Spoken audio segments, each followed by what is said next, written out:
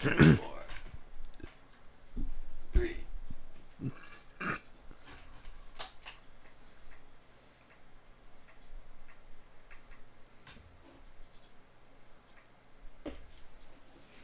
Maybe we're live? I think we're live. I'm not confident.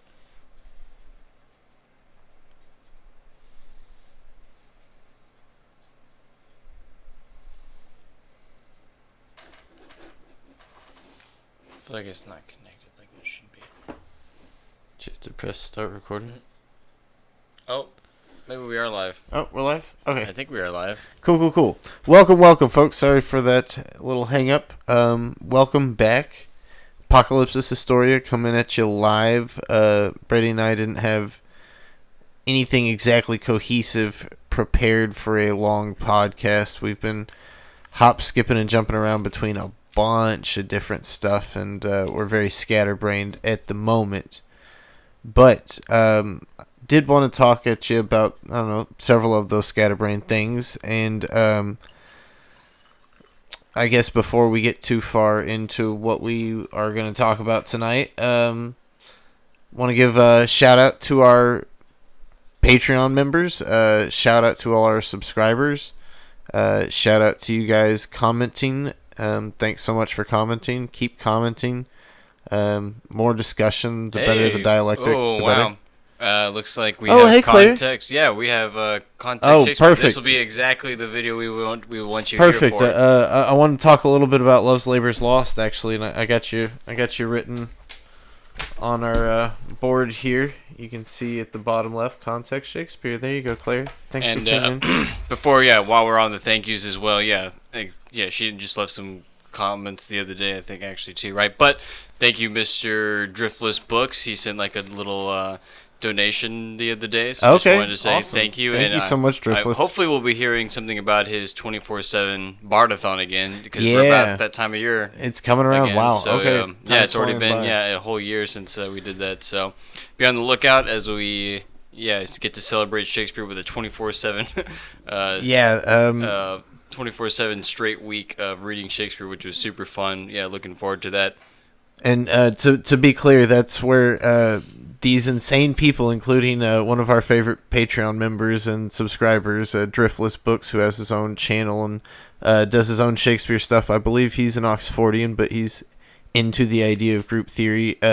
He and several other people at this one coffee shop get together either in person or through Zoom, and they just read Shakespeare's entire canon out loud, straight for as long as it takes to finish the canon. What's it, like 2 weeks or something? No, it's a week straight. I think it's straight, like Sunday to Saturday or whatever. It's insanity. They've got it sectioned up day by day, and I think they have slotted like 4 hours each day to each play to get through it. And by the time that 4 hours is done, even if they're not done with that play, they'll go on to the next one to make sure it fits within that time frame. And anybody that joins in is welcome to take a character in a scene and they got a Zoom link, and anyone can just hop do on a in, reading, and they'll throw you in. Brady hopped in for several plays. I hopped in for one scene in what was it, Richard III? Yeah, I think so. It was like your favorite part. Of course, I was like, yeah, all right, cool. So thank yous, and to our usual viewers, as Chance already sort of let us off here. But I guess since Context Shakespeare is here herself, why don't we just roll into what you kind of had planned, so we can just start batting off. On that note, I just want to give shout out to Jason as well. Jason, still looking for that picture that has the handwritten lines from Astrophil and Estella on the back of it that sure looks like Bacon's handwriting and or Handy's handwriting. I have not found that, but I promise I'm going to dig that up one day. Let's see. Shout out to Mariana over at Resolute Florio. You guys need to go check out her channel. She's keeping the Florio dream alive. I'd like to know what Context Shakespeare or what Claire thinks of that. Yeah, Claire, definitely recommend you go check out Mariana's channel, because she's definitely had some Love's Labor's Lost stuff as of recent, and she's Mariana's keen in on the stuff that maybe we haven't been keen in on, And which I is like to just see Claire's negative checks, or just include that in her. yeah, and vice versa. Yeah. I've told Mariana to go check out Claire's videos as well. Okay, you can flip it over the document to the cam. document cam. Go to my as we poorly- talk about Love's Labor's Lost. Okay, so I just wanted to. Oh man, I'm horrible with this thing. This is a new technology here, folks. Fancy document cam, with you can see our state of the art whiteboard. Love's Labor's Lost. It's a wacky, weird play. We could talk all day about it, just about the play itself. But let's dive into some authorship stuff real quick. So 2 awesome hot videos, which once again I recommend everybody just, if you haven't watched these videos, pause this video. Obviously it's a live stream, but when you guys are watching this on repeat later on, not live, pause this video and go check out these 2 channels, because they have some videos on Love's Labor's Lost that go pretty deep into stuff that Orthodox people don't want to go into, and it's not like it's made up stuff that's not really related. No, this is stuff that absolutely is related. It's clearly in the plays. Plenty of Orthodox people in the past have kind of brought it up and said, hey, what the heck's this stuff doing in here? And specifically stuff like the French court. Lots and lots of French stuff, like a whole history of French stuff. As Claire points out, this goes back to, the 1540s, 1550s, and, the court of Henry III, and then it goes into, the court of Henry Navarre, and it, like, at some point, what would Stratford have anything to do with any of that? And not just the French court, but maybe the French court's relationship to Elizabeth, aka the French marriage, and the French marriage that's happening 1570s, early 1580s. What would Stratford have anything to do with that? And then on the other side, Mariana has shown there is a vast amount of Italian influence in this play, like specifically almost like line for line ripoffs of deep cut Italian comedies and Neapolitan comedies that, like, no way, Stratford man would ever be able to, get access to these, much less translate them on the spot and interweave it. And, like, not only that, it's not just these random Italian comedies. It's comedies that are very deeply connected to Giordano Bruno. Like, what would Stratford have to do with Bruno? Like, Bruno's coming around England in the 1580s, and he ends up dying in the 1590s. So, like, why would...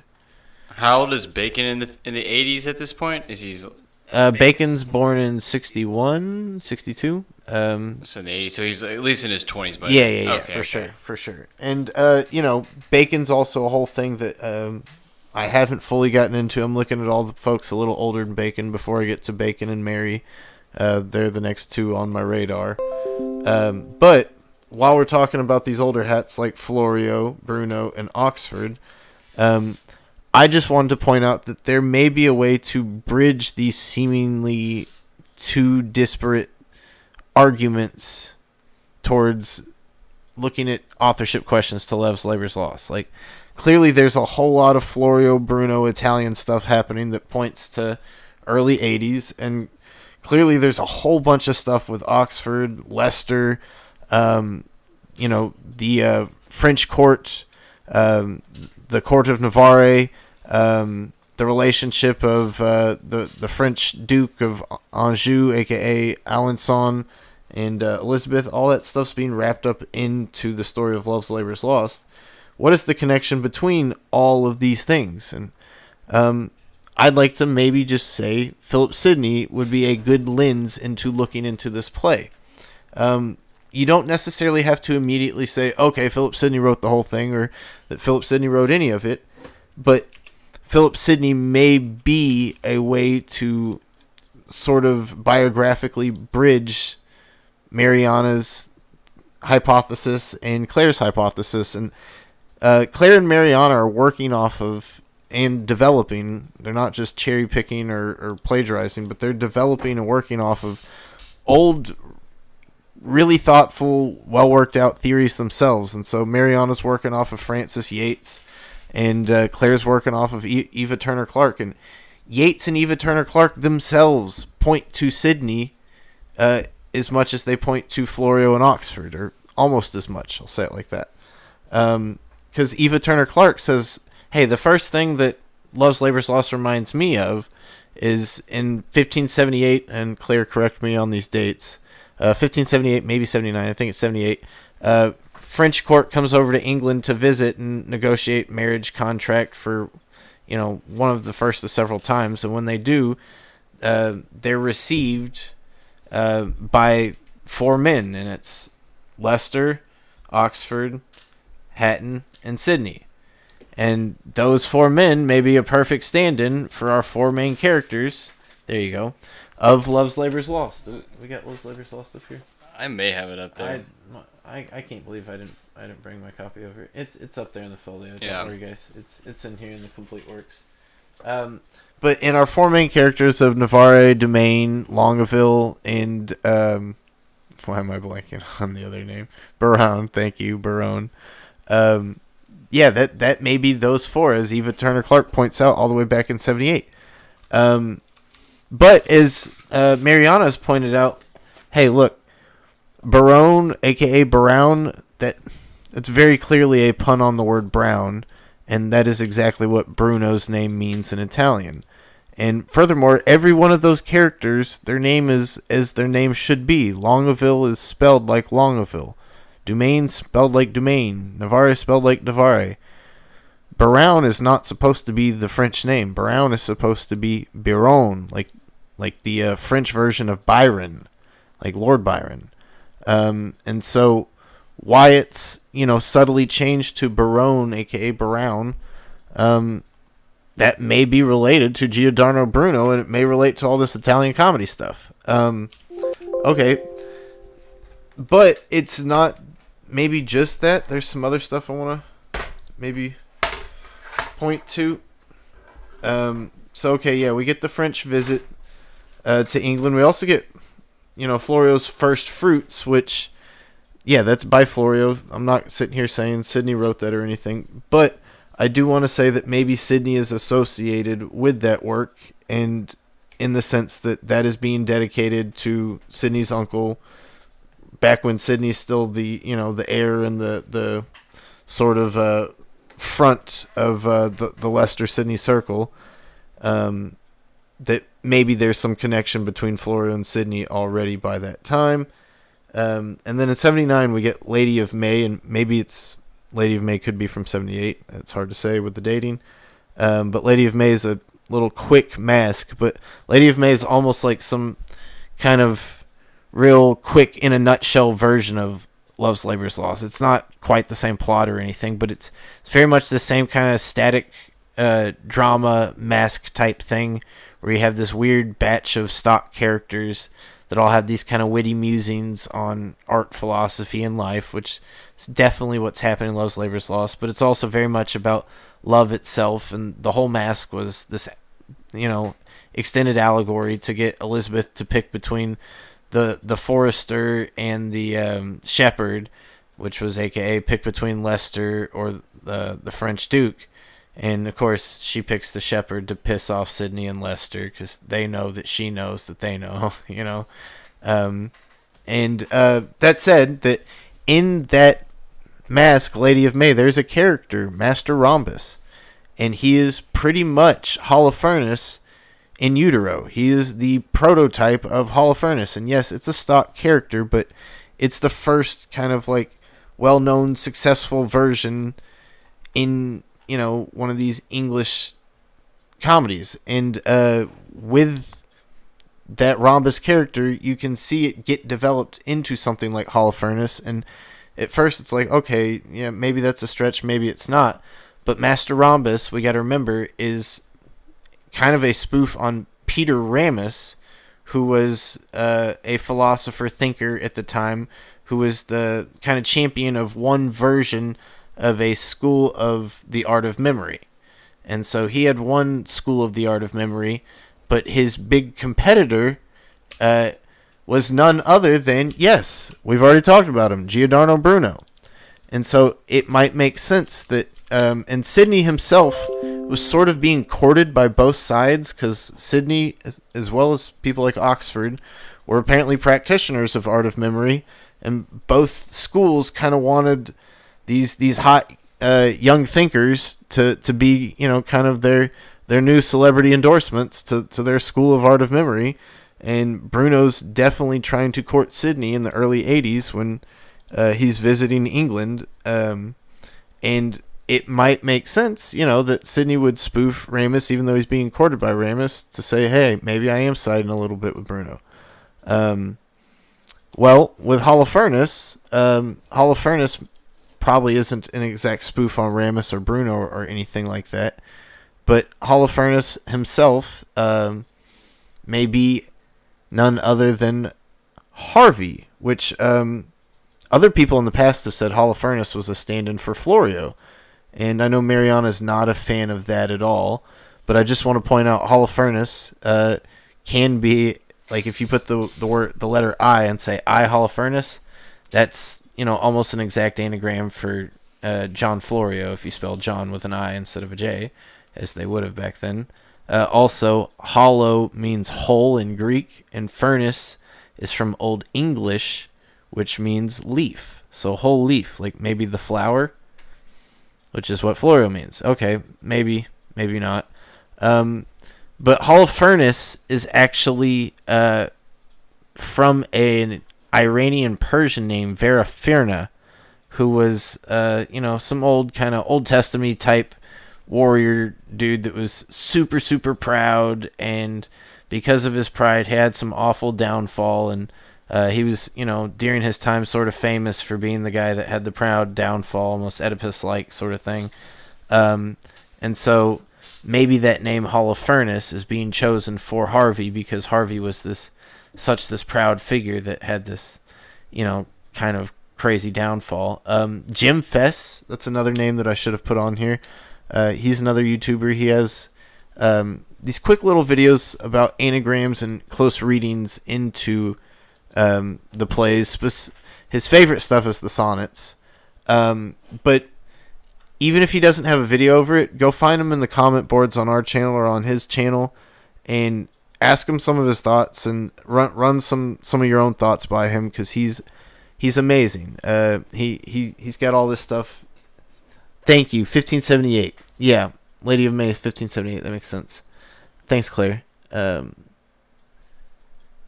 yes, Bacon was also over there, and as you mentioned in your video, Claire, as was William Stanley later on, and I want to say Henry Neville as well goes over there, which I would guess means also Robert Sidney. I know Robert Sidney's not really thrown around heavily in the Shakespeare authorship question, but who's it? Penny MacArthur. That was McCarthy, the one. Yeah, Penny McCarthy.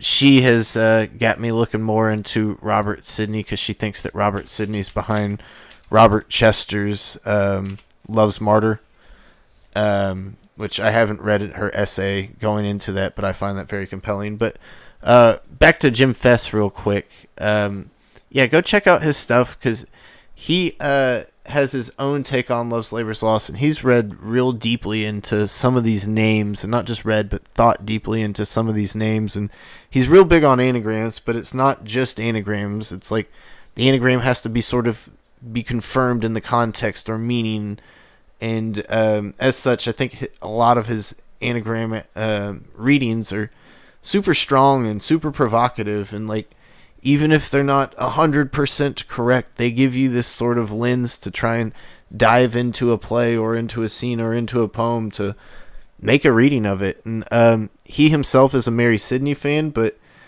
because, Mary Sidney is who she is, he gives a lot of credence to the idea that Philip Sidney has influence, if not a direct hand in Shakespeare. And he's also a believer that Oxford does have a direct hand. So even though he is a Mary Sidney fan, he is something of a group theorist in that sense, that he does think that Oxford has a heavy hand, especially in early Shakespeare, whatever we want to say that means. But definitely in the 70s, 80s, and maybe into the 90s. I don't want to speak too much for Jim. But, okay, let's see. Is there any stuff? Yes, okay. I've forgotten the scholar's name, and I wish I remembered off the top of my head, but she is a professor at... Oh, shoot, I'm going to forget. She's definitely an English professor. She's definitely an orthodox thinker. She's also a director of theater, and she wrote an essay about Love's Labor's Lost because she was having to direct it, and she was trying to find a way into it because it's such a cryptic play. It's just so bizarrely like riddle-like. There's like literally the word enigma gets brought up in the play. It's like the whole play feels like this weird, goofy joke enigma thing because it doesn't resolve as a plot. The plot's pretty darn superfluous. It's not like Macbeth where you get stabbings and horses eating other horses and witches making prophecies and people killing their best friend's kids. Like none of that. There's none of that. It's like four guys are like, yeah, it's almost like the worst version of that Seinfeld episode, The Bet, where they all decide, no, we're not going to masturbate anymore. And it's like, all right, guys, we're not going to do that anymore, and we're going to get really smart, and because we're going to get really smart, we'll be smart, I guess. And then they're like, all right, but can't have girls around. Like, well, yeah, of course, can't have girls around. And girls show up, and it's like, well, that went to pieces. And then from there, they just write love letters to each other until the play ends. And it's like, oh, okay, well, and then I'm being reductive because really the best stuff of the play isn't the main characters. The best stuff of the play are the comedic side plot, and we can get into that in a second. But this one scholar, I forget her name, but when she was reading into this, she's like trying to figure out how to approach this play, and so she's like, all right, let me go do some historical research. And she realized, like, okay, wait a second. These four characters, she almost had the same realization that Eva Turner Clark did, but instead of saying 78 with Hatton, Leicester, Oxford, and Sydney receiving the French court, she's like, no, this is from 81 when the French court comes over, and this is kind of like the final, it's not going to happen, kind of the final, they came and visited, and the final no, and after that there's no more French marriage talk. And the big mask that was performed for them, this maybe the biggest mask in Elizabeth's, sort of reign, maybe not money-wise, but culturally impactful, was this mask called the Fortress of Perfect Beauty, a.k.a. the Four Foster Children of Desire. And so there's that number 4 again. We got those 4 main character guys. And so the 4 foster children of desire are Philip Sidney, Fulk Greville, Philip Howard, which is Oxford's cousin, and Frederick Windsor, who is also loosely related to Oxford, I believe. And Howard also gets like put up in the tower for a while. Oh yeah, he dies in the tower. Yeah. And I think there's something about in this play about him asking, not wanting to be put in the tower, not wanting to be locked up, and so I read the biography recently. And we're like, it's a little ironic. Yeah. And I don't know. Yeah, no kidding. And so she was like, okay, look, I can tell that Shakespeare, she thinks Shakespeare, but she's like, I can tell Shakespeare's modeling this off of that Sidney mask. And so she thinks that Sidney's kind of the brown character, and that Longaville is Greville, which is similar to Jim Fess's reading, I believe, as well. And so it's like, okay, but once again, we're back at Love's Labor's Lost connecting back to Sidney. And at some point, it feels like Love's Labor's Lost might be a giant conglomeration of all these things. Maybe that's a little bit of a cop-out, but if we could actually dive into this and try and peel it back layer by layer and show each layer as a distinct layer, then maybe there's something to that. But there's one more quote that I wanted to read, and this is from Kevin Gilvary's Dating Shakespeare's Plays. And Kevin Gilvary is an Oxfordian. But this is on the chapter on Love's Labor's Lost, and it's in the section for internal orthodox evidence. And he's saying Woodhausen, or Woodhusen, or Huyshen, not sure how to say it, Woudhuyen, who is a Shakespeare scholar. Woodhuisen, in his fuller discussion of dating, notes that 94-95 is the date generally accepted by scholars, but he acknowledges that the evidence for it is fairly thin, which indeed it is. He considers attempts to date the play through its French associations, aka the French associations to the 90s, or the Gray's Inn Revels from the 90s, unsatisfactory, and finds attempts to use other topical allusions from the 90s not convincing. Woodhousen's own particular view of the play is that it, quote, draws on a range of Sir Philip Sidney's writings and develops some of the literary and artistic problems which exercised him. Its, quote, riches are bound up with Shakespeare's appreciation of Sidney's achievement as an imaginative writer. Shakespeare is showing that he has mastered Sidney's writings and that he can even overgo them. So, that may be a big pill for you Oxfordians to swallow, but it's not without a little sugar on the spoon with that, that last little line there. Hey, what's up, Philip? Glad to see you. So we're just talking about Love's Labour's Lost, and big context for this, pun intended, big context for this is checking out Claire's videos, aka Context Shakespeare, who's up there in the chat, which you may have already checked out her videos on it. She has two, but the second one particularly, because she brings up Philip Sidney. But also check out Mariana's videos over Love's Labour's Lost. She also has two. They're a little shorter, where she's discussing its connections with Florio and Bruno.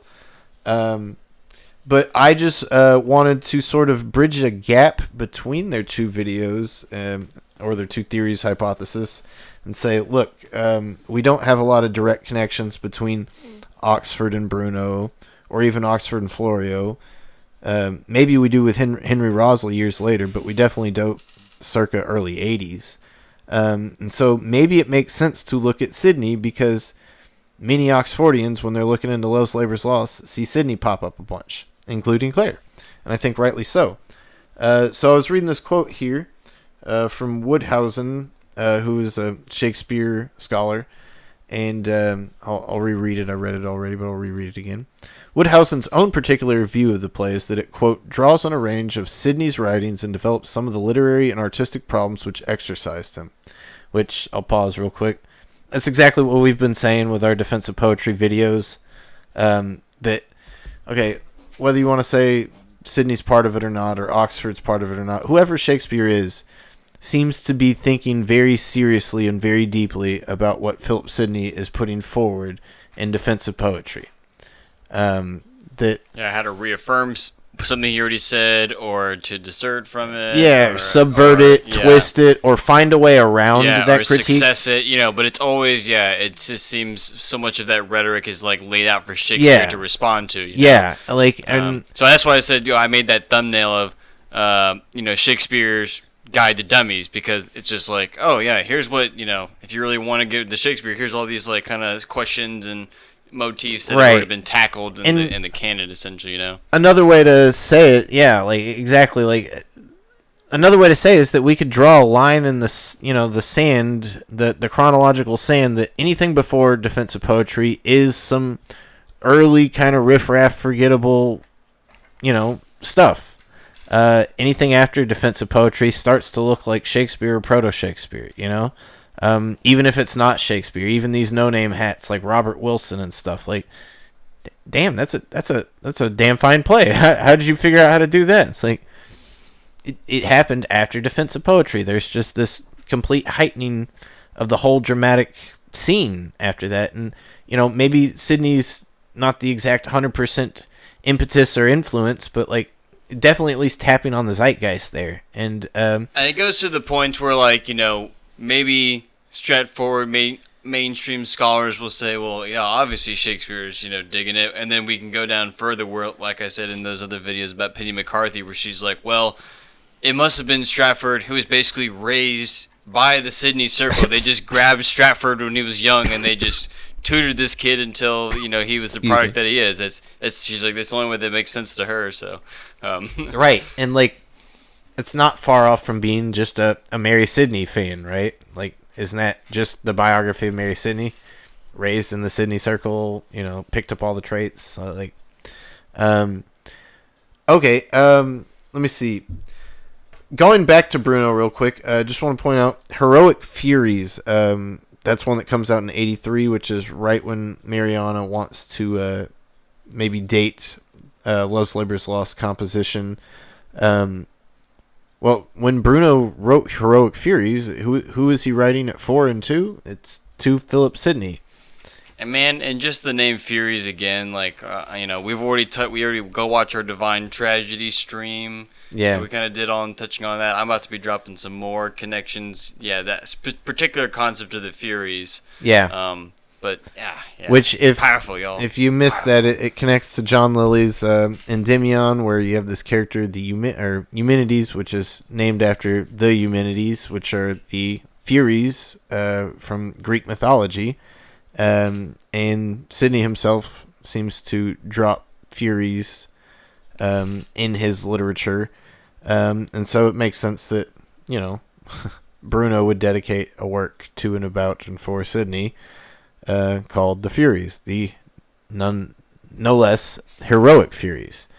But I don't want to say that Love's Labor's Lost is all about Sidney. How much of the Sidney persona is he's very much called a hero? And just to make it known, too, I may be pulling or stretching here, but the Furies are blood spilt upon the ground, and the Furies literally rise up from the ground, So, I don't know, a lot of, rebirth imagery fixed in here with this Phoenix imagery. Very much our take on him maybe faking his death, going incognito, et cetera, et cetera. But, and also, to connect the Furies thing, Philip Sidney's writing circle, the Sidney Circle, was supposedly called the Areopagus.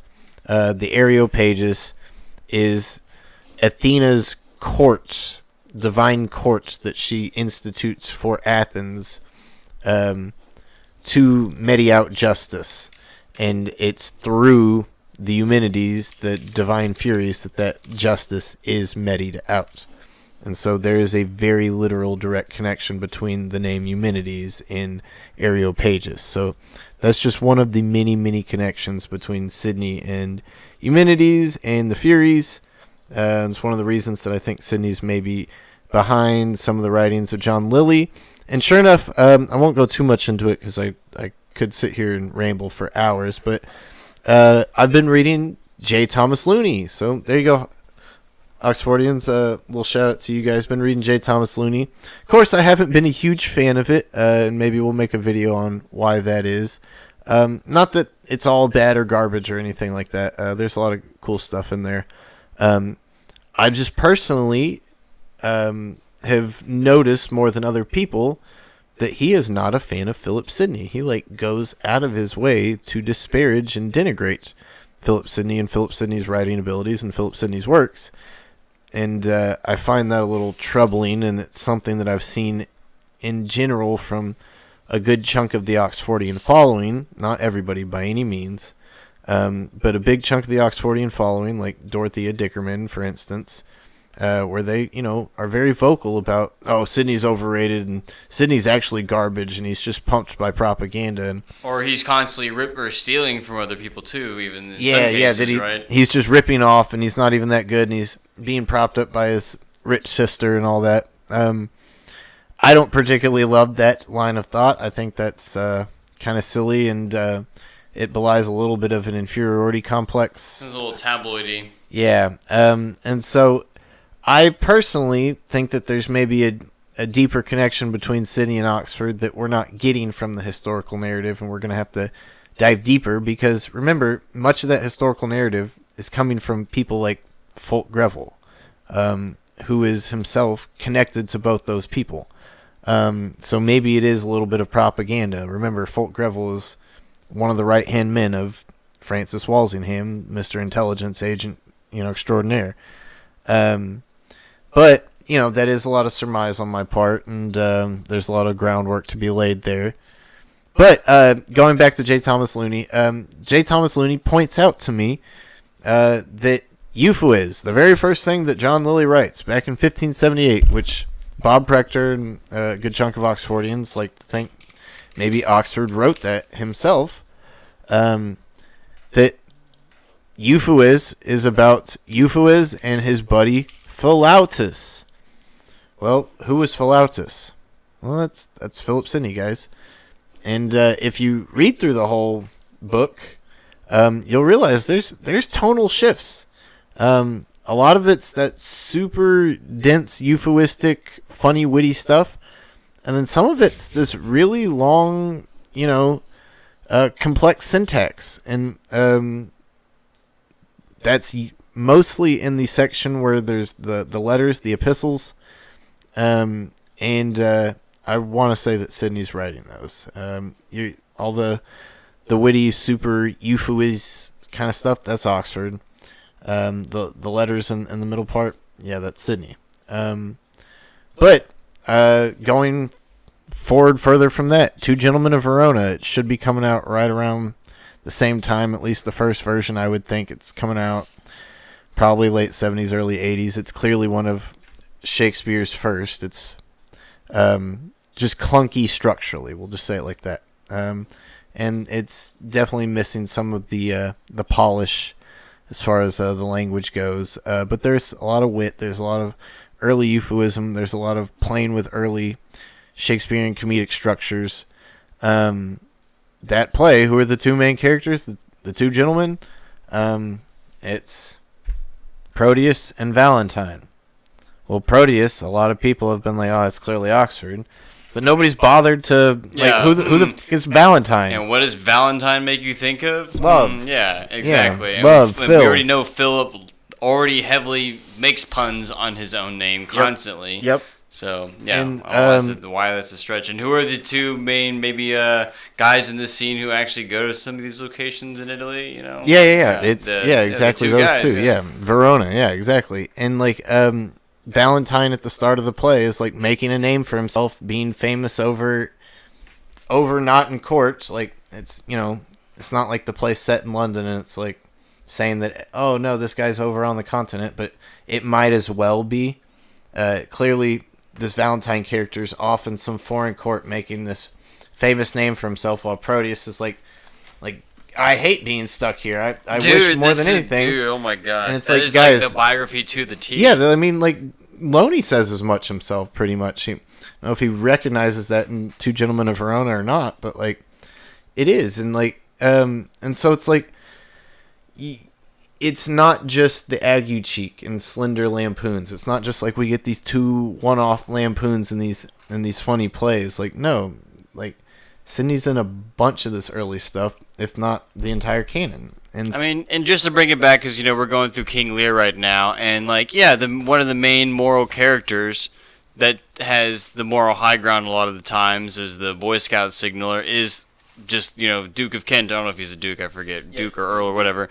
But yeah, who's the main person that we know in this scene who's from Kent? Yeah. Oh yeah, besides John Lilly. And apparently Spencer as well.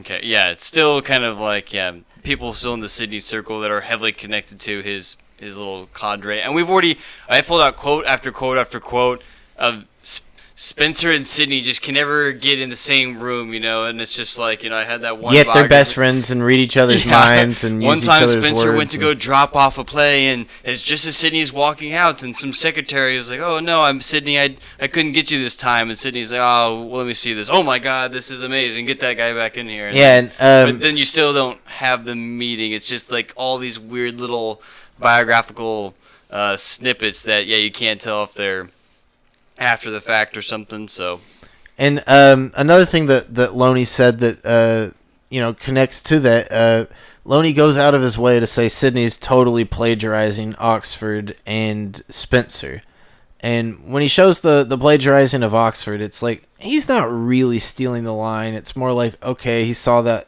nifty idea and he sort of reused it in a different way. But then the Spencer line, it was okay, no, that's the exact line. But then later on, accidentally, he shows that Oxford stuff is popping up in Spencer too.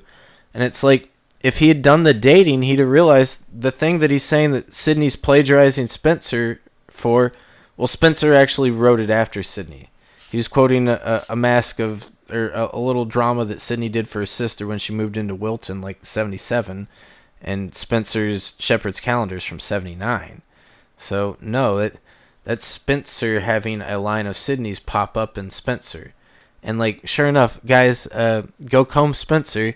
You're going to find Sidney and Oxford popping up in there. And I don't know if they're the only two, but this is becoming a trend, I think, that go comb any of these early guys that just mysteriously pop on the scene and are wonderful and then kind of mysteriously vanish, like Lily or Spencer, and you're going to find Oxford and Sidney both all over it. I promise you.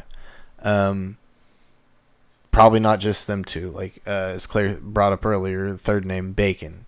And like, if they're already this connected by stuff in the 70s, what the heck? Like, we're like 15 years off of Shakespeare's name being printed, and we're already getting this group effort. And so at some point, like, this Fisher's Folly thing, guys, we need to really take seriously Stephanie Hopkins Hughes' whole idea of having the expanded authorship.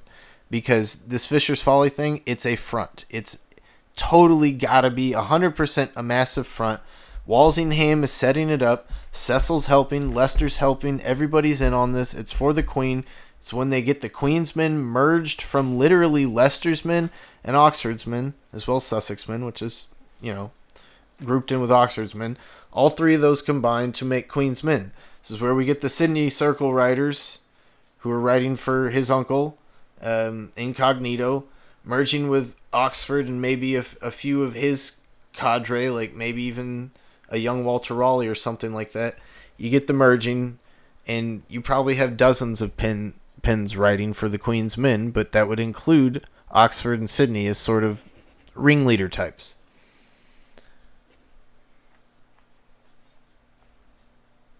Yeah, no, Claire, that's a phenomenon that totally happens to me and Brady all the time, where we're reading some historical thing and it's not even really about literature or something, and it'll quote Sidney and Spencer almost interchangeably.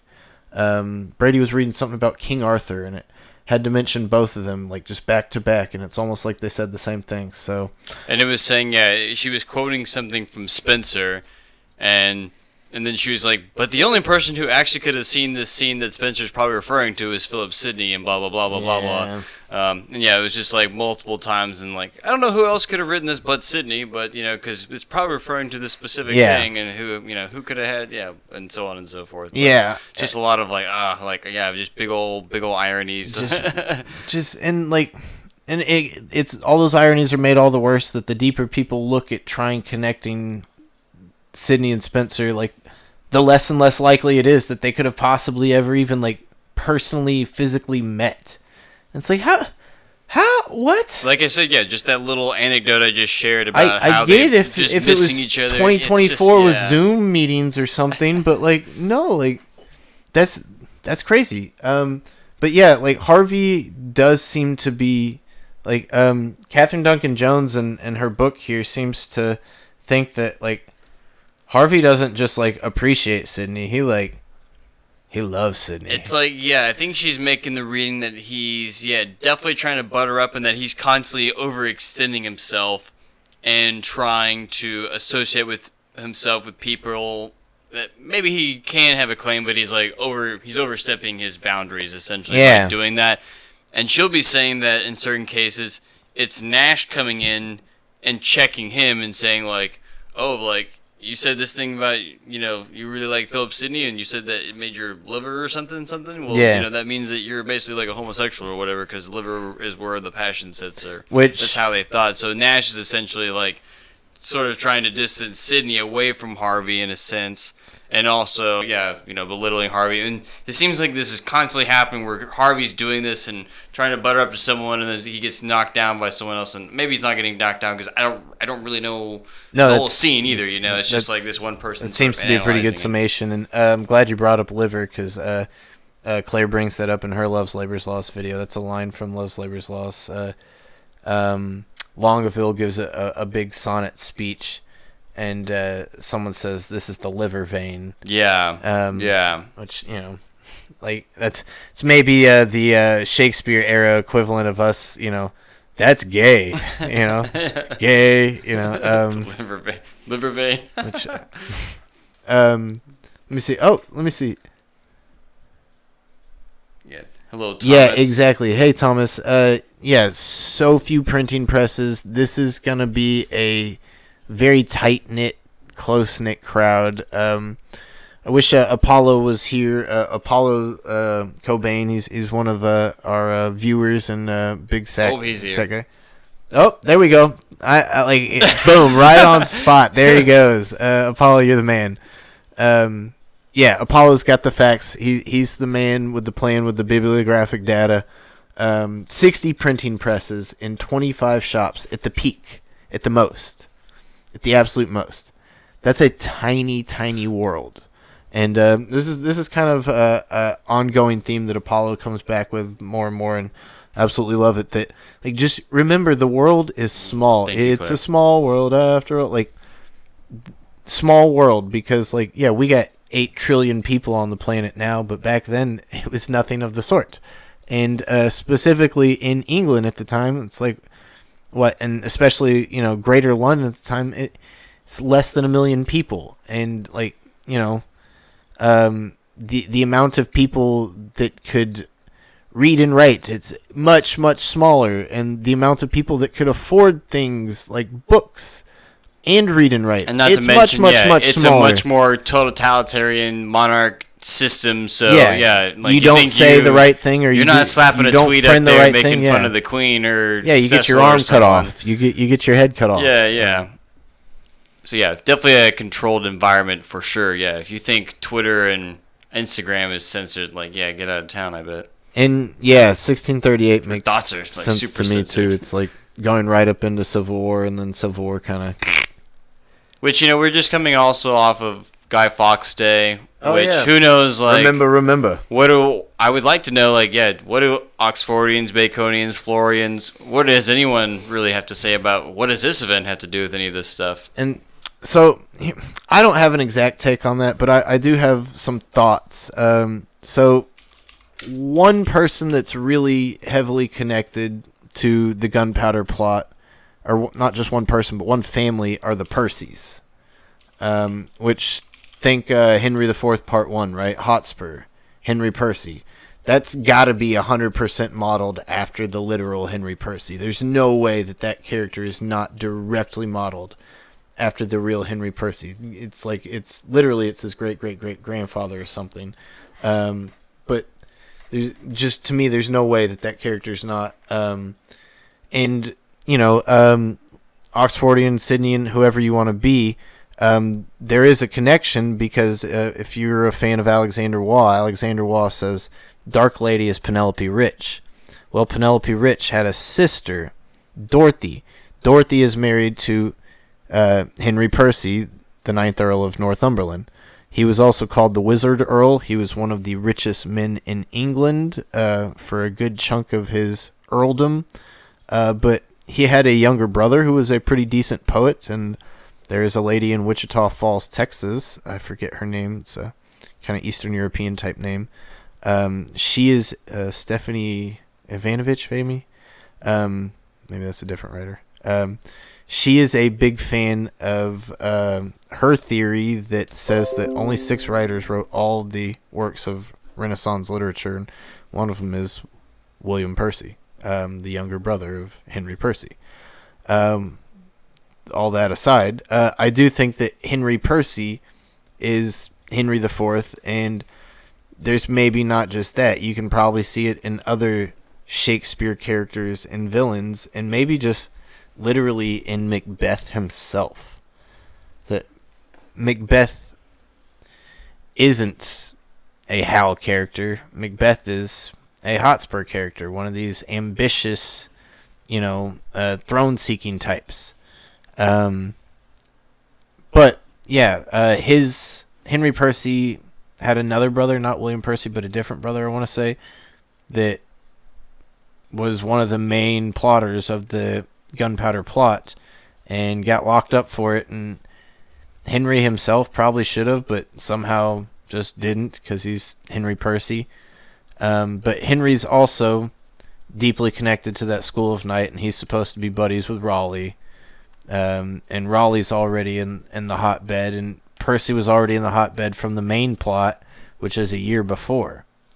And so, that there may be some connection between Henry Percy and Guy Fawkes. I recently watched Truth Stream Media's video on the 5th of November. They're great. They're also from Texas too. Their Minds of Men documentary on MK Ultra. Philip, you should definitely check them out if you're still watching this.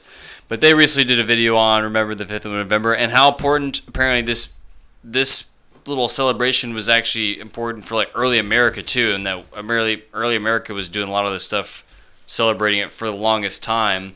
And even here on the basic wiki, because people have been pointing out, it's around Hallows Eve and stuff like that. Thomas just dropped the same thing that Oh, okay.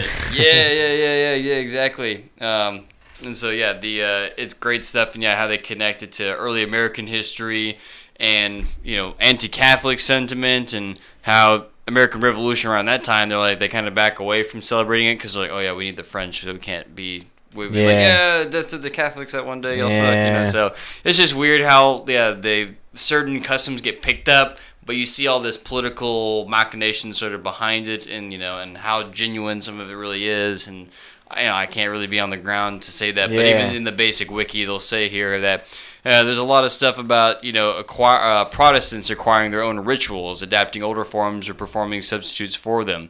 So it seems to be, other people connecting to, there was like a thing where they make a giant effigy of, I don't remember who they did make the effigy of, maybe it's Guy Fawkes, maybe it's somebody, but they burn it down. So it's very much like a Burning Man, kind of Wicker Man type thing. So maybe they're, if we want to go speculative, they tap it into the collective unconscious, like, all right, we want to go spin off our own culture over here. Oh, we'll make all their pain hurt together, just like they say in Aeschylus. But that is interesting. Protestants acquiring their own rituals. Yes. That definitely hits home to the whole Sydney line of Protestant League syncretizing Protestant thought.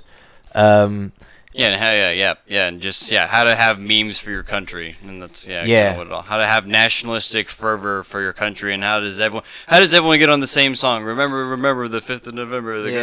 It's like, dude, like that's it, like that's what this all is, and I have like 10 different tangents I could kind of jump off here. We haven't even mentioned Alan Moore, but shout out V for real. Vendetta, make sure. Just to be safe, we didn't not do that. Before I forget, we were talking about King Lear a second ago when he brought up Kent. I do want to point out, I did not know this, but the guy gets burnt. Yeah, thank you. But Lear is significant to maybe our Sydney story here because Lear is the namesake of Leicester. Leicester is short for Learchester, which, that's Robert Dudley, Earl of Leicester. Maybe he might be interested in the namesake of his earldom. Which I brought that up because I wanted to talk about it for a second. I read the original King Lear. If you guys have not read the original King Lear, Leir, which people date it loosely to between 90 and 95-ish. Maybe it's earlier, maybe not. It definitely seems earlier than the Shakespeare version, or at least the final Shakespeare version that we get, or maybe these are both Shakespeare versions. People argue about who wrote it. Kid's name gets thrown around, Peele, Green, Shakespeare. But I just want to say, please do yourself a favor, read that play. It's actually pretty darn good. And it's so much fun to compare and contrast it to King Lear, which... shout out to our book club. Brady and I have started a book club for this channel. You guys can join it if you want. You'll get access to our Discord. We do meetings every Monday at 7:30 through Discord and do an actual audio video chat. Had our first kind of real one last week going over Act 1 of King Lear, and only had a few people there, but it was really good, really awesome discussion, and got into some really deep stuff. And hope to continue that, but because we're doing that, I was like, "Oh, dude, let me go read the original King Lear." And just a spoiler alert, it's not the crazy tragic ending that Shakespeare's Lear is. It's kind of a happy ending. And also a little spoiler too, like the whole senility insanity angle, it's not in the original. He's just an old guy who's, stuck in his ways maybe, but he's not going insane or losing his mind by any means. And also Cordelia is not Cordelia but Cordella, which seems a little closer to the Cinderella maybe namesake. But Cordella is basically the main character. You get to see her the whole time, whereas in Shakespeare, she's there, she's gone until the very end, and she's back, and then, oh, tragedy. Whereas this one, she's kind of a main character that we go back and forth between her over in France and Lear kind of going through crap with the two other sisters. It's much simpler. In some ways, it's more historically accurate. In some ways, it's less historically accurate. Like, in the sense that Goneril and Regan, they get married to the King of Cornwall and the King of Cambria. That's way more historically accurate than the Duke of Albany and Duke of Cornwall. Duke's a French word. French words would not have existed in the Lear time. But at the same time, like, the early version of Lear totally invokes, God and Christ and all that stuff. And, Shakespeare seems to do a pretty good job washing Christianity out of the final version of his Lear that we get. Yeah, you get a weird Greek version of it. Yeah, kind of Greek pagan-y, cosmo-y, cosmos-y. And so, just lots of cool stuff between those two.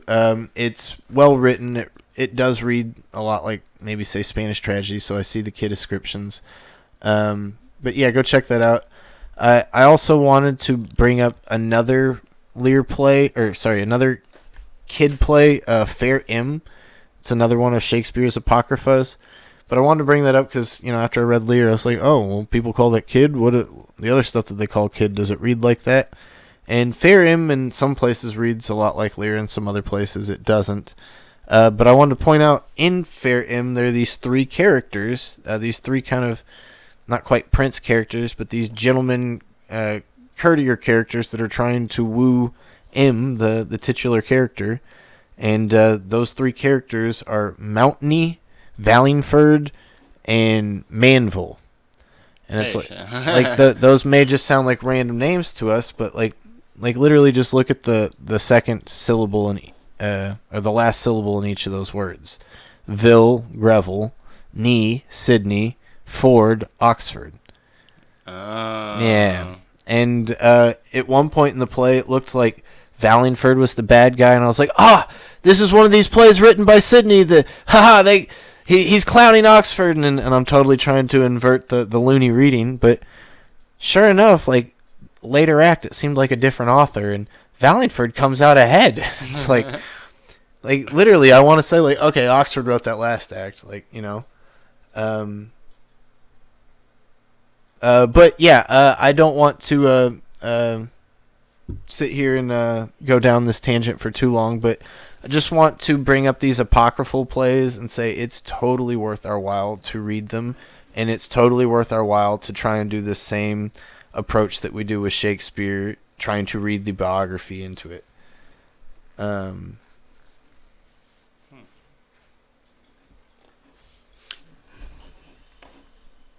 We were touching on King Lear for a second, and I've brought this up in the past at the 81 tilt. I think it's the 1581 tilt, and there's the other. I don't think it's not the one with the foster child of desire, but it's the one where the Golden Tree tilt. So the Golden Tree tilt is the one where Oscar comes out and the Yggdrasil is supposedly armor, right? Yep. And so Yggdrasil, if we go here, is definitely associated with the sort of Norse cosmology. But the Yggdrasil is also known as the world, specifically the world ash tree, okay? And if we go, and I was even kind of doing some wiki diving earlier because I was reading Lear, and who's like the one guy that Kent wants to beat up? He wants to beat up this guy called Oswald. Oh, right? yeah. So yeah, he's Oswald comes on the scene, and then yeah, this Kent character just starts flying off insults and wants to fight him. And yeah, I don't know if this is particular like strong stand-in. You know, we do know that they have a quarrelsome or potential or wanting to fight, or at least one of them wanting to fight the other. Right. It's a little bit of reverse. It's into the names, or you know, the way it comes to us or whatever. But yeah, if we click on Aesir, which I'm picking this because this Aska here, the first letter, is just the same, the meaning as in Old English cognates to the ah sound, and it basically means, you know, spear and ash. But if we just kind of scroll down here for a second, you know, I was just kind of scrolling and doing some other stuff, but yeah, it just reminded me that we get to the A rune and this, you know, old rune that we've talked a lot about in this channel before, or at least I have. And yeah, you get this, that the ash tree, or asker, spelling for the AE symbol, kind of gets cognated to this, you know, os or ass sometimes, you know. So when you say, you know, people may say the Aesir for the Norse gods, but it's technically pronounced the Asir. So yeah. It's almost like you're saying ass or os. And oftentimes the word os is just literally just means God. Maybe I'm on the wrong one here. I swear to God it was on the wrong. Maybe I picked the wrong article. But yeah, it specifically says, like, you know, names like Oswald refer to this, you know, phenomenon. And so yeah. But we can tell. Yeah. Yeah. So the name Oswald, yeah, it definitely is. Yeah, relating to this, you know, sort of phonetic heritage here. And so just kind of confirming, if we're placing those characters in this play of King Lear specifically now. You know, if Kent is maybe a guy from Kent, oh, maybe he could be Sydney. Oh, Oswald, you know, just throwing out some this ideas. This is sort of going on that Jim Fest idea of like reading deeply into the onomastics of Shakespeare. Like if I ever do some doctoral dissertation, that might be my dissertation, the onomastics of Shakespeare, which is, onomastics are like the study or the thought of making fictional names or making up names. And like Shakespeare's names seem super deliberate, and like, you know, why change some of the names that are from the original Lear to the final version of Lear? Like, Kent is not a character in the original Lear, it's Perilous. Why change it to Kent? That's interesting. But yeah, this minor character Oswald, it may just be some throwaway name of some dingus, but Oswald does sound syllabalically like Oxford. If Kent is supposed to be a nod towards Sidney as the sort of right-hand man, the same way that Eumenides is the right-hand man of Endymion. There we go. Kent is the right-hand man of Lear. And if Kent is supposed to be the Sidney stand-in, might it be this fun little nod and wink that the one thing that gets Kent riled up and acting a fool is this Oswald character, a.k.a. Oxford, but within that name Oswald, it's not just that it sort of syllabalically sounds like Oxford, it's that it's got this root os in it, which from Old English means God, but is related to the ask symbol or the osk symbol, which is related to the word ash, which is where the word Nash comes from. Thomas Nash, his last name Nash, means of the ash tree, which is what spears were made out of historically. Odin, the Germanic Anglo-Saxon god of the Old English, himself was a spear-shaking god. It may very well be that people like Oxford and Sydney are so deeply embedded in not just their own cultural roots, like English roots, Anglo-Saxon roots, but also so deeply read in Latin and Greek roots, they're connecting things. And so earlier when I was saying hollow furnace, I'm mixing my etymologies with Greek hollow and Old English furnace, but no, this is exactly what we're saying, that this is Odin and Athena being conjoined into the ultimate spear-shaking god. What better pseudonym that you could just tap into all that power, essentially. And I have so many more. I'm going to put this on to the next video, so I don't want to go too far into it, essentially. But I think where you want to go with this is that it's not just this ash or os meaning God or ash, that there's a pun here. There's a very clear pun. Like, take that accent symbol off of that A, and ASS is ass. And we get that golden ass from Agrippa, this symbol of sort of paradoxical knowledge, the symbol of the fool who is wise, which is so well embodied in all the Shakespearean fools.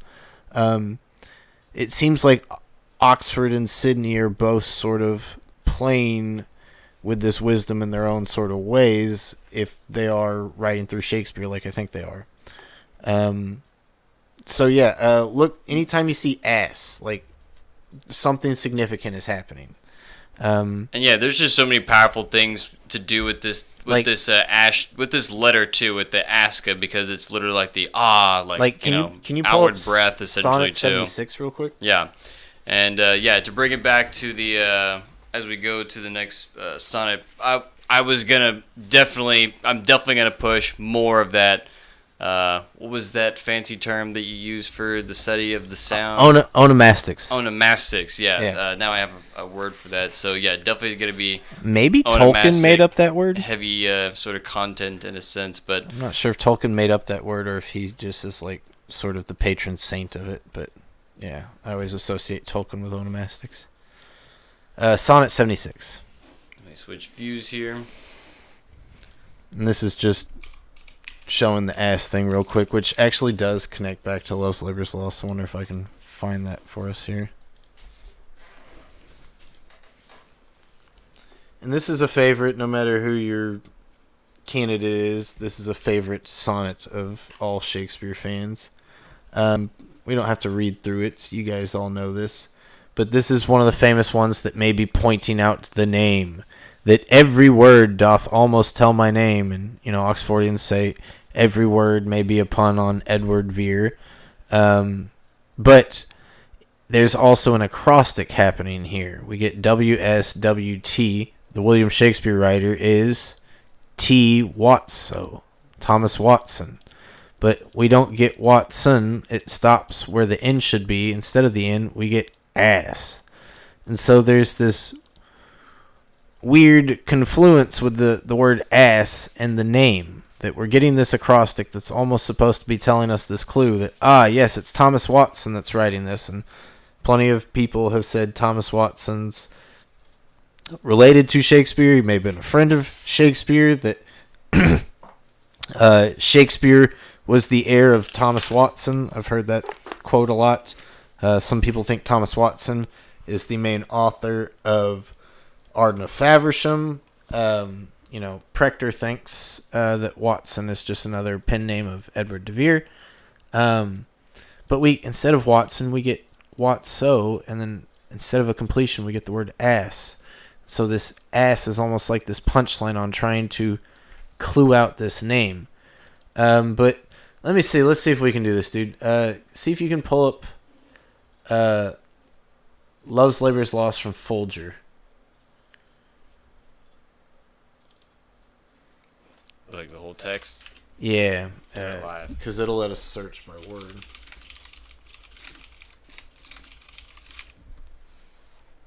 Yeah.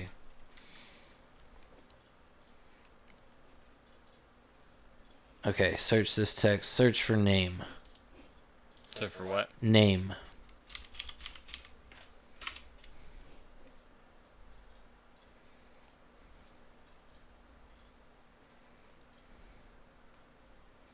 Okay.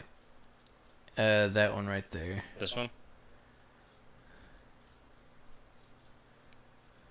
No, sorry, the next one. This one? Yep.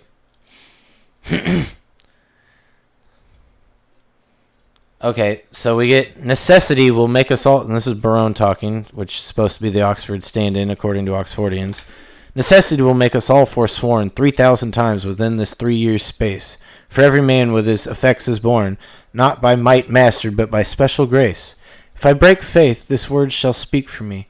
I am forsworn on mere necessity. So to the laws at large I write my name. So there's that keyword, name. It's telling you I'm writing my name. Go look. What's the next 3 letters in the acrostic after name? There it is again. Ass. It's almost like this signature for I'm writing my name, and it's ass, just like we see in Sonnet 76. Almost every letter doth tell my name. Ass. What's happening here? So I just wanted to point out that definitely mirrored that Sonic 76 reading. So if they want to say that, Oxford is Barone here, even in this sense, I'm even giving y'all some ammo here. Yeah, some ammo here. If you're believing that, that this Ash and Austin thing has anything to do with one another. If folks think that that's a stretch, remember that Love's Labor's Lost has early versions of the sonnets in it. Like, if you go back to our Passionate Pilgrim video, it's the only reason people were able to spot the Passionate Pilgrim poems in the first place. Like, some of these pop up in Love's Labor's Lost. Weird. And so it's like, that same mindset could have been at work. That's about all I've got, guys. I hope it wasn't too rambling. Brady, if you got some other stuff. Just to bring it back to home to more of this stuff, I'm going to push that onomatopoeics. I'm just joking. What's there? Onomastics. I'm going to push more of that in this more edited video because, I definitely think that's happening, especially with their home areas because, I'm going to have even more of that I've found to do with specifically Kent.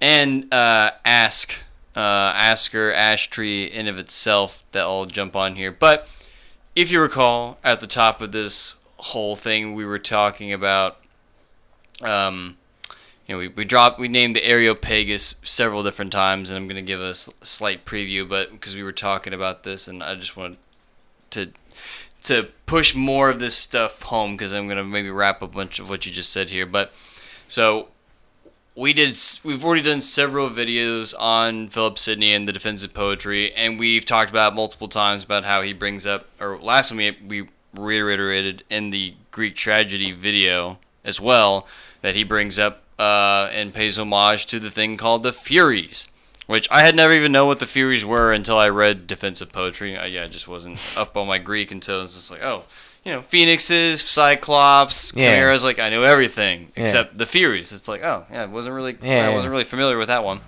So, and not shortly after that, there was a Nietzsche podcast that we found that we really liked, and his most recent video just happened to be on the Orestia, which is the exact play which the Furies are from. So we're like, okay, well, all right. Yeah, it makes a lot of sense. Put on my plate, why don't you? And so, like we just said earlier as well, we said in the Greek, I said this a little bit in that Greek tragedy video, so this play is by Aeschylus, and once again, is the exact same beginning, although this Greek word is not etymologically connected. No, it's a to Greek the English word. one, but transliterated, it just happens to have that same little beginning.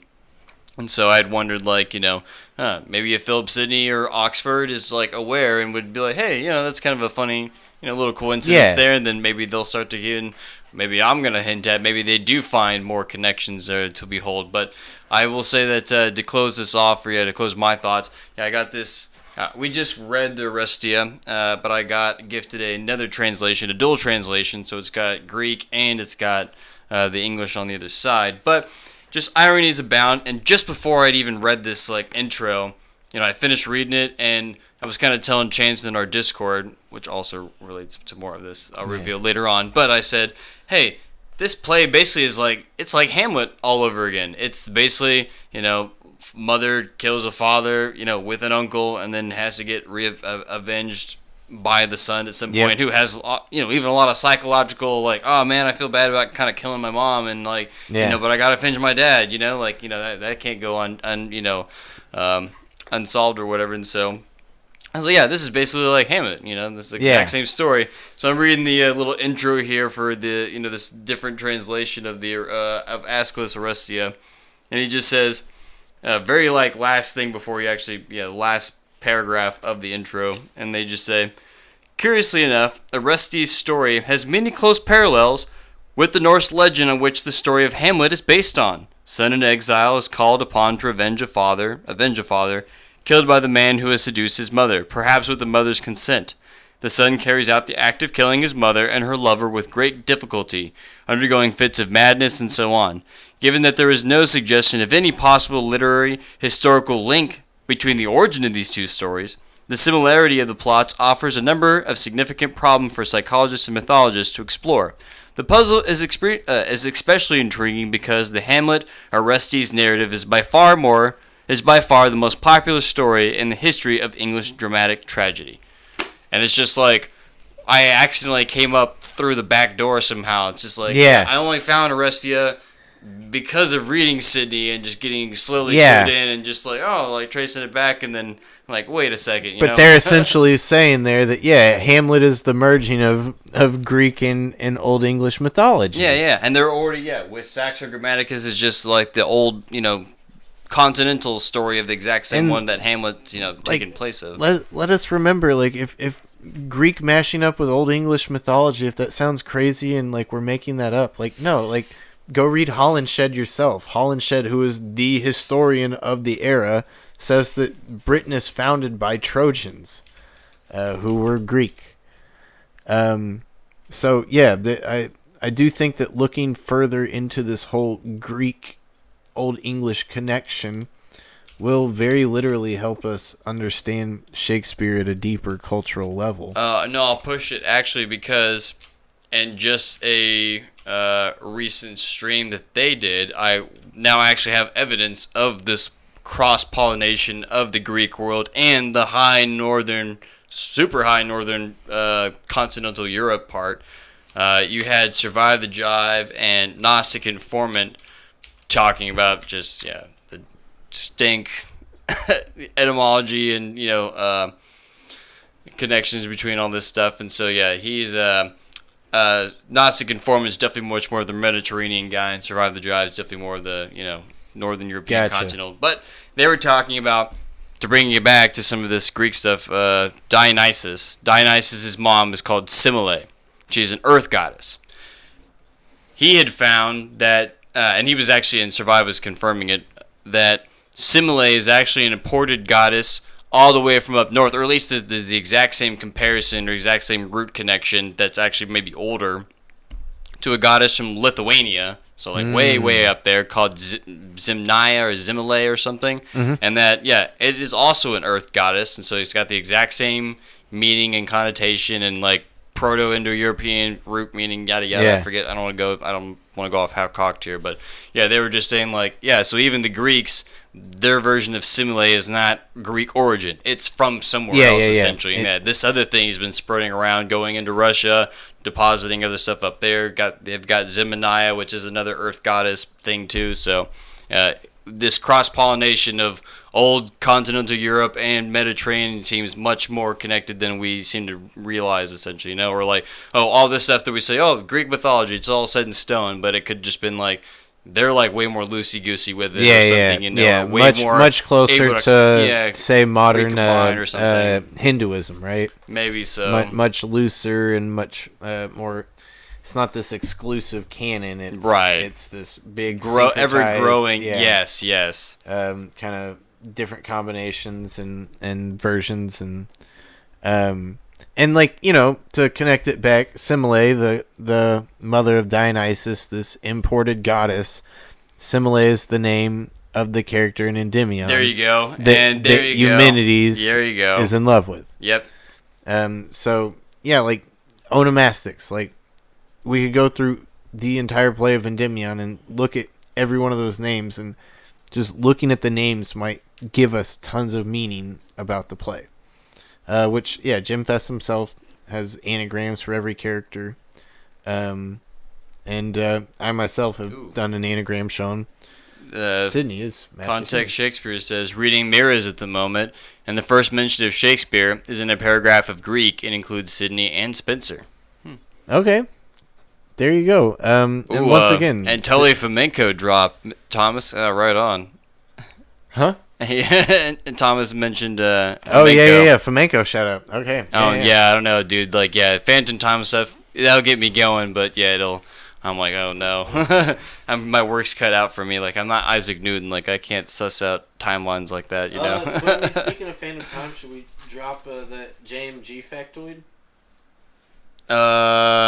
If you want. Okay, so speaking of Phantom Time, that, maybe our understanding of history is a little fudged, is so John Michael Greer, big time Renaissance historian guy. We've been in contact with him. He's a big John Dee and Giordano Bruno scholar, and we've been contacting him about some different things. And he actually was saying, he's not like some big Shakespeare authorship guy. That's not what he does. But seeing that he does read a lot of guys from the time of Shakespeare. Yeah, he's doing literally Bruno and Dee translations. So. Yeah, he is very interested in that era, and as such, he definitely dabbles in Shakespeare.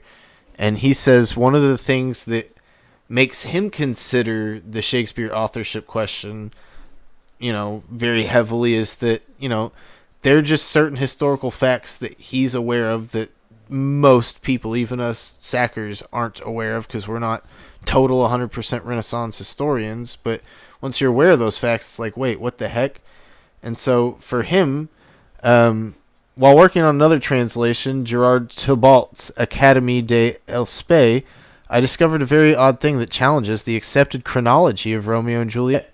Mercutio's descriptions of Tybalt in Act 2, Scene 4, and Act 3, Scene 1 are straightforward topical references to one of the major figures in the early 17th century European martial arts scene, Gerard Thibault, who had the same sort of fame in his day that Bruce Lee had in ours. And so he goes on to say let me see. Okay. Thibault matches Mercutio's description exactly. He studied fencing at a famous school, the school of Geronimo Carranza in Spain, fenced by the Book of Arithmetic and the rest of it. The difficulty is that Tybalt was unknown in Europe until 1611, the year after he returned from Spain when he won first prize in a major fencing tournament in Rotterdam. So if the author of the Shakespeare plays put an accurate topical reference to Tybalt into a play in 1581, he had remarkable precognitive abilities. No, Tybalt didn't come from a family of swordsmen. His family was in the wool trade, and he took up fencing in boyhood in an attempt to overcome lifelong bad health. So there seems to have been no earlier Tybalt to account for the reference. Make sure I don't know what camera I got going on here. There you go. Okay. One possibility is that the text of Romeo and Juliet as we have it was revised sometime shortly after 1611 and then backdated by the publisher. So he's not just saying like the folio version. He's saying the quartos that we accept as 1597 cannot be from 1597. Those are literally fudged. That they're like, and not that scholars are kind of lying about it now. That no, the printers themselves fudged the dates. Which we're going back to that small printing scene, just like we sort of mentioned earlier. And we've talked about highly this. Controlled. Pavier does that. Pavier does that when he prints the false folio in 1619. He prints earlier dates on them. It's like, what is happening here? It's like that one guy. Who's the guy who's also doctoring the... John Payne Collier. Yeah, and that one I don't get even more either. Yeah, it's like, why would you want to I tell that to people, and they're like, why did he do that? Yeah. I don't know. Yeah, why? What claim does he have to being like, oh, look, this one got written earlier by this person? It's like, why? It sure doesn't. It sure feels gatekeepy. Yeah, Sure feels like he's got the inside Freemason secrets, and he knows exactly who Shakespeare is, and he's got to put us off the center. Yeah, he's like, this Sudoku will just screw him up for the next 80 years when I do this one. Don't do that, asshole. Oswald? Yeah, there you go. Oswald. But like he totally is doing that and did that, and our understanding of the Marlowe canon is still screwed up because of him. It's still screwed up because of him. That's horrible. So yeah. Let me see. Any other thoughts from you, Brady? I think that was kind of it. That was a good ring out of my what's in my brain at the moment. Interesting. Homer, Hesiod, Euripides, Aeschylus, Sophocles, Sidney Spencer. Thank you, Claire. Thank you. That's that's exactly who we're talking about. Those are the exact names we're talking about. And I don't know. There's an Oxfordian article, not recent, I don't think, but it's going into how mainstream academia can't seem to even agree on what the relationship of Greek is to Shakespeare. Is it like super loose indirect influence through Latin only? Or is it just a little bit of smidging here, Greek there? Or is there a ton of Greek? Or is it like just like none at all? And like everything we get's like either Latin or English? Like how much Greek is there? And it's like, well, I mean, first of all, we have plays set in Greece. So many of the names, not just Shakespeare, but Lilly, other playwrights too, so many names are Greek names. Like they're just weird, goofy Greek names. Like Parthenope. Like you have to speak Greek for that. Like if you didn't speak Greek, why are you saying that word? Like that's silly. But if you do have some Greek underneath your belt, those names are going to have a lot of meaning. Almost like in the same sort of Kabbalistic style that Hebrew has, right? That you can kind of play with these roots and make these kind of puns and images and riddles and games with these multi-meaning roots and words and relationships between those words, and even using the sonic properties of the words. Like I don't know. Let me see. Okay, and it may be a paper by Earl Showerman. Like I want to say that name sounds familiar. But like yeah, the whole article was going into that and showing like clearly like there's got to be at least some Greek, if not a whole bunch of Greek. And sure enough, like I don't know, me and Brady didn't dive into Greek to see if there was Greek influence in Shakespeare. It was that like we were doing Sydney, and like I read this whole essay that was kind of the essay that said, look, Sydney not only like was reading Aristotle, he was reading it and translating it direct and using his own direct translation. And the essay kind of conclusively proved that, and it's a pretty recent essay from the last 10 years at least. And that kind of clicked to me, like, okay, I need to key in a little more on this Greek stuff. And then I read in the biography that we talked about in the Greek tragedy stream 3 weeks ago that Sydney's like, oh yeah, he's getting new translations of the New Testament by the most renowned Greek scholars of the time dedicated to him, and that that Greek scholar gets to meet Sydney 3 different times, and by the 3rd time he meets him, he's like, dude, you're just as good at speaking ancient Greek as ancient Greeks or Greeks. Yeah, right? Yeah. It's like you could have spoke fluently with Plato. So he's definitely getting some renown, or at least getting recognized for being a part of that. So, and yeah, just kind of funny. Yeah, coming up. Yeah, just the reverse. Definitely not an empire. Just finding the reverse, and to bring it back, it's like Macbeth. It's like some of that drama's in here. Like the domestic drama between the king and queen, it seems like they took some of that, or I could see someone reading that and then making Macbeth from it, or obviously taking this and making a spin and making Hamlet out of it. Right. Even line from line, certain Shakespeare lines like incarnadining the multitudinous sea, that something turning something green from red with so much blood and so much of a vast sea. There's like line for line of that coming out of Aeschylus and the Orestes, like the exact same imagery. Right. Very large sea, and it's like so green, and it can't wash away all this blood that I've made, and blah blah blah blah. And it's like the exact same spin on the same line. I'm glad you brought that up, because at some point, like Brady found that same line in Seneca. Right. And so it's like, okay, look, Shakespeare's clearly reading his classics. He's reading Seneca, but at some point, it's not just in Seneca. It was in Aeschylus before Seneca. Seneca got it from Aeschylus. And I would wonder, perhaps Shakespeare may have gotten to Aeschylus and the Greeks through Seneca, through the Romans. And like at some point, you got to ask yourself, like when you're reading Seneca and being blown away by Seneca for the first time, like where the hell is he coming up with these ideas? Who is his influence? Like, who is his Shakespeare? And like at some point, I got to assume Seneca was reading at least a good chunk of those Greeks, because Seneca, like, I don't know, I'm not a huge fan of the Roman playwrights, but Seneca's pretty good, like, in his own kind of old fogey way. Like it's good stuff. Like it's very similar to Aeschylus, honestly. Like very similar. It can be clunky, but it's gnarly. It's dark. It's cool. Yeah. So like I don't know. I genuinely wonder if like Seneca was a bridge to a deeper understanding to drama. Because at some point, like, are you kidding me? That the guy Shakespeare, the guy that reinvents drama for the English language, which becomes the empire language of the earth, like through drama and recapitulation through stuff like TV and film, like you're gonna tell me that that guy didn't lay eyes on the Greeks who codified and formulated and invented the whole thing? Like, we read the Greeks in our high school classes. No way that, like, you know, maybe someone like Sydney or Oxford aren't reading Plato direct, aren't reading Sophocles direct, aren't reading Aeschylus direct. Like, I got to think that they had the capabilities. They probably had the access. Do we have copies of it? Do we have evidence of it? No.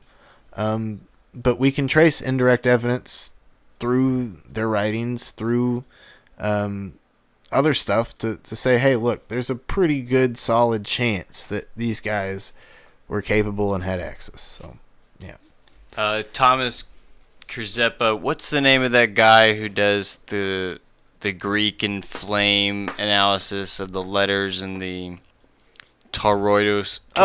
Stan Tenen. Stan Tenen. Okay, yeah. Stan Tenen reminds me. Some of this stuff reminds me of that, Thomas, and the origin of Greek language and how it's sort of maybe got some bizarre esoteric history behind it and all that sort of stuff. Maybe it's mathematically derived, and I heard similar things about Hebrew as well. And that's super down a speculative rabbit hole that I will go there right now if you're ready. But no, I definitely you go far enough back in Greek, they're supposed to be taken from the Phoenicians, and the Phoenicians are a Semitic language. Like they don't have vowels. Like that's not a thing.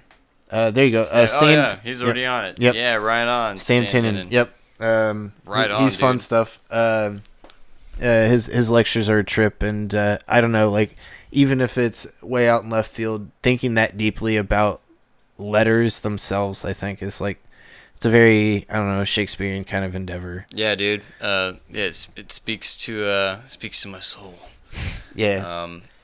But yeah, before we tangent any further. So remember you even said that Shakespeare was like a perfect combination of Greek and sort of continental European ideas, maybe, or older Northern European tradition, perhaps. Yeah. Germanic Europe. So yeah, Shakespeare. The name Shakespeare, we've already said in the past that is an Odinic name, and it is an Athenic name. Remember, who is Athena a court presiding over it again? Which court again? Oh yeah, it's the Areopagus and the Orestia. Both those gods have to do with breathing life into man. There's a couple of different creation stories from either one, but one sense, I think Athena breathes life into clay. Odin does it into some driftwood. So still some similar motifs there. But Athena is specifically known as the goddess of spears and helmets. Yeah.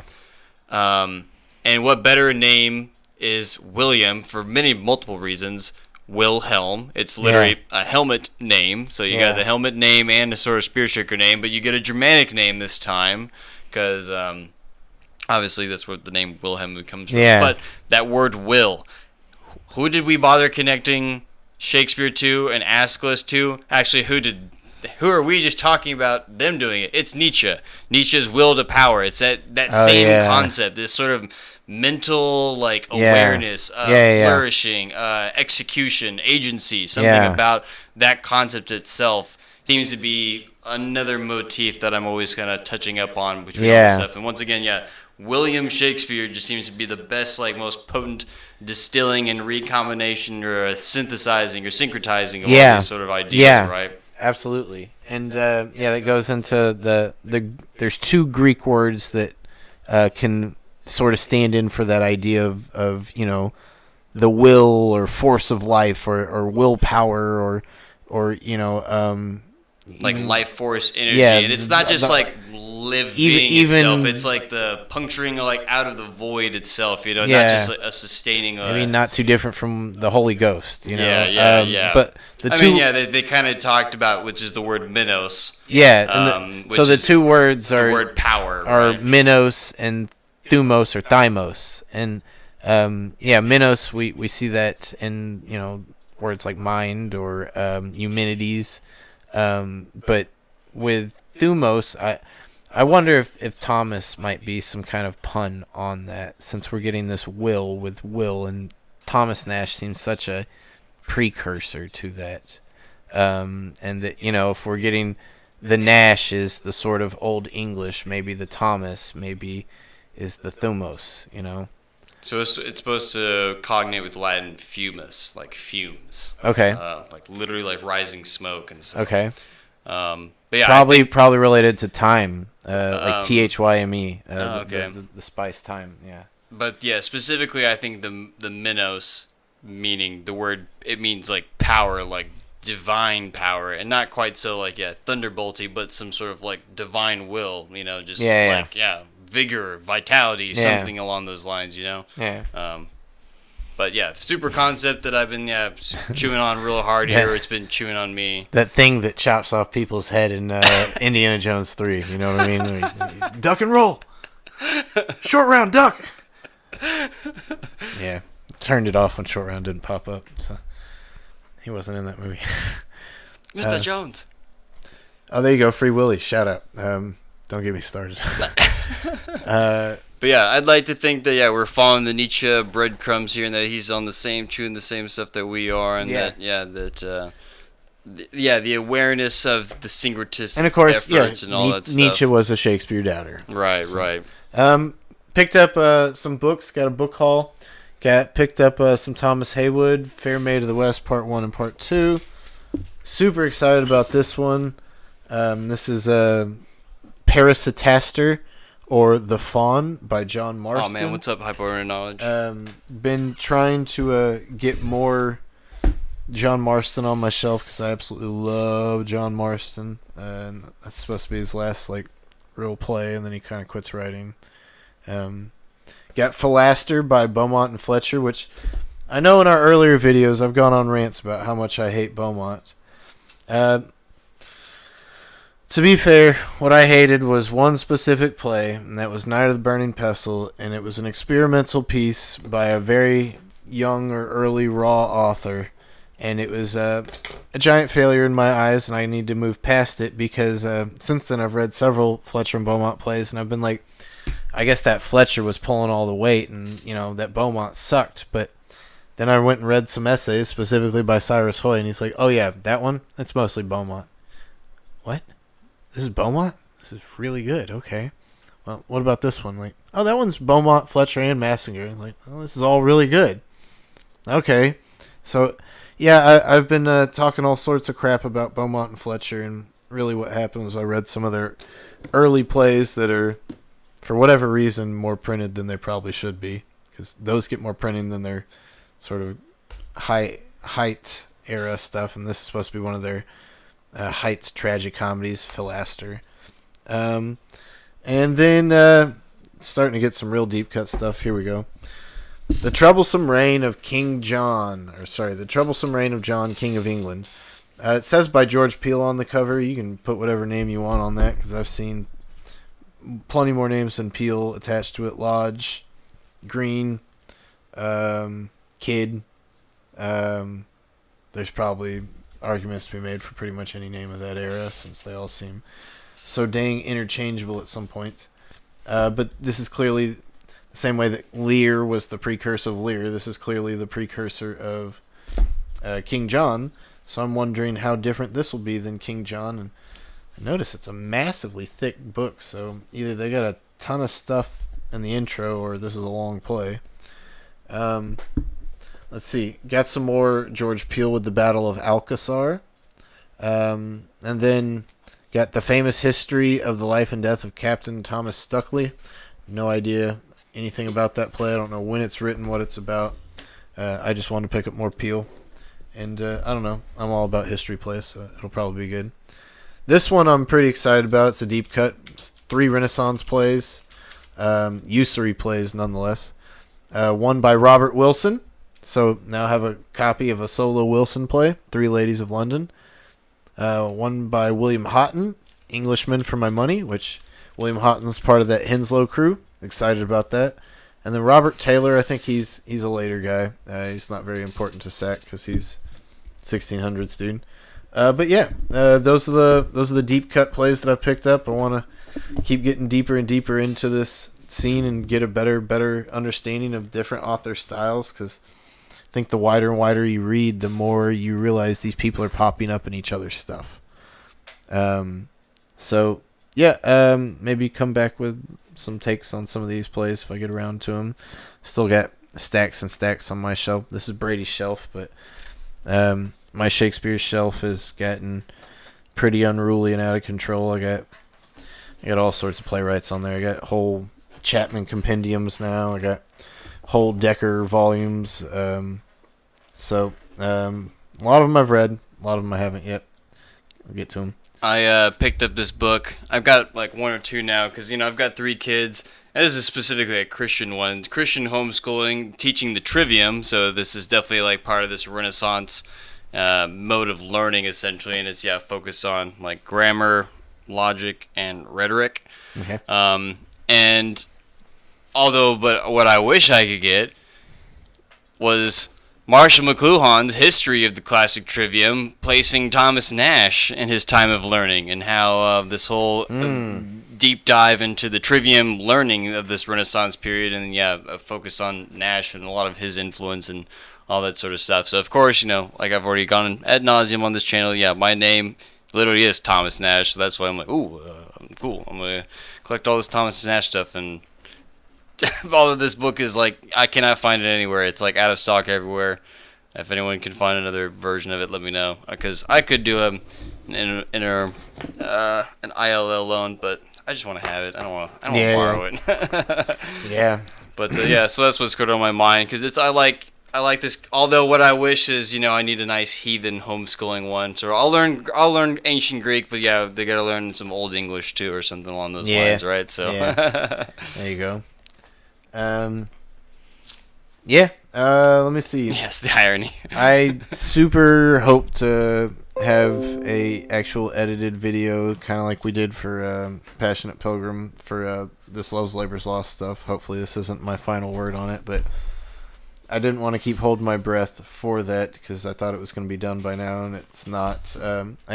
I got backed up by archive.org, keeps going down, and that's my easy access to Yeats and Eva Turner Clark. And Somalian internet hackers attacking archive folgerslibrary.org, and it's like, who is this affecting? Like, it's affecting me in my Shakespeare authorship studies. We're doing this for ransom against archive.org, and all 8 users that use this particular section for Shakespeare research. Like, oh man. What?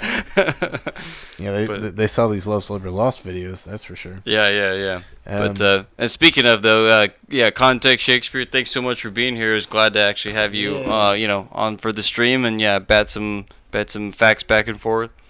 Look forward to everything you put out next, and maybe we should have a discussion sometime soon. Start our own Areopagus. No kidding. The scrubbing is beginning. So we're trying to get it while it's hot. And I've been trying to save everything I can and print hard copies. Exactly. Yes. That's why I gotta get these file cabinets and file cabinets. I mean, they have my Amazon book list, so they got me if they want me. Yeah. So. Thank you so much, Claire. Thanks, Thomas. Thanks, Hyperborean. Hopefully be back with some more live ones. Kind of enjoy doing this informal setup. Maybe it gets the clicks, maybe it doesn't, but it's nice to be able to get our thoughts out, and it's pretty awesome when awesome folks like y'all pop in for the chat. Gives us a little more guidance, makes it feel a little more interactive.